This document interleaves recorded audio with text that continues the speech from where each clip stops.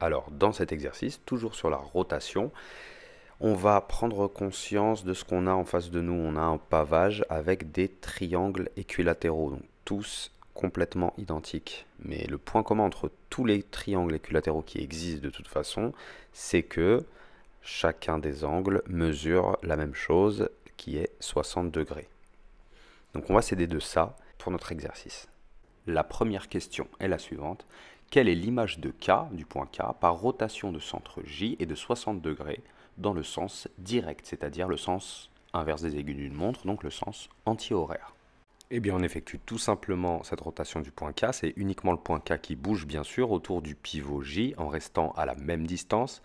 Et là, c'est très bien parce qu'il va tourner donc de 60 degrés. On a ces 60 degrés dans le triangle équilatéral. Et les côtés d'un triangle équilatéral, on sait qu'ils sont de même longueur. Donc, évidemment, l'image du point K est donc le point F. Voici ici une petite chronophotographie, si je puis dire, donc de la rotation, de certaines positions qui ont été prises par le point K, donc tous les 10 degrés. Voilà. Donc on a 10, 20, 30, etc. jusqu'à 60 degrés. En 60 degrés, on arrive au point F. Allez, on attaque la deuxième question. Donc il faut donner l'image du point C par la rotation toujours de centre J et d'angle 120 degrés dans le sens indirect.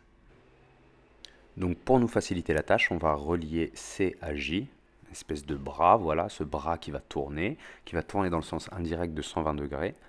Et donc en se rapprochant de J, on remarque donc que l'on a un angle de 60 degrés. Il va tout simplement falloir enchaîner deux angles comme ceci pour obtenir 120 degrés. La réponse est donc que l'image de C par rotation de centre J et d'angle 120 degrés dans le sens indirect est le point S. Allez, question un petit peu plus difficile maintenant. Donc notre troisième question, donner l'image de K par rotation de centre E et d'angle 60 degrés dans le sens indirect. Alors, je dis un peu plus difficile parce que le chemin qui nous mène de K à E, ce n'est pas un seul côté de triangle équilatéral. Donc voilà, c'est un espèce de bras coudé que je vous encourage d'ailleurs vivement à représenter pour pouvoir vous repérer. Donc, on se représente ici notre bras, donc qui passe par F. On effectue notre rotation dans le sens indirect, donc dans le sens horaire, dans le sens des aiguilles d'une montre, de 60 degrés. 60 degrés, c'est l'angle qu'on a dans notre triangle rectangle. Et voilà, donc on fait l'image en fait de notre segment EF, c'est le segment EJ. Et on voit comment est situé FK par rapport à EF. Ça forme une ouverture de 120 degrés. On refait exactement cette même ouverture à partir donc de EJ. On a donc la réponse à notre question, c'est le point N. Mais sinon, on pouvait aussi remarquer que le point K est l'opposé, le sommet opposé du sommet E dans le losange EFKJ. Voilà, et on imagine qu'on fait tourner carrément tout le losange. Sinon, on pouvait également emprunter le bras coudé EJ, qui passe par J, le chemin EJK. Voilà. Allez, dernière question, essayez vraiment d'y répondre seul.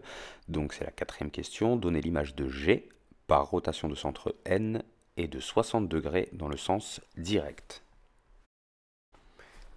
Donc on se représente, comme on a fait à la question précédente, l'un des chemins les plus simples pour relier N à G. En fait, on en a deux.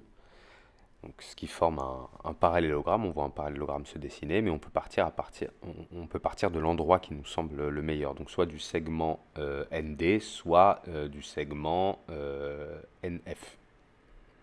Si on choisit par exemple de bouger, entre guillemets, donc notre segment ND, on se rend compte que l'image de D, finalement c'est J, on pourra l'appeler des primes, pourquoi pas. Et il ne nous reste plus qu'à reconstituer en fait le parallélogramme, tout simplement, en se repérant avec les angles. Donc on voit qu'on a une déviation de 60 degrés pour obtenir donc le segment DG. On effectue exactement la même chose à partir de D', donc 60 degrés, une ouverture. On se retrouve en A. Donc on peut dire que le point A est l'image de G. Sinon, on pouvait bien sûr partir donc de notre chemin NJFG. Donc on prend le segment NF, on le fait tourner de 60 degrés dans le sens direct bien sûr. On se retrouve donc, notre image c'est donc le segment ND.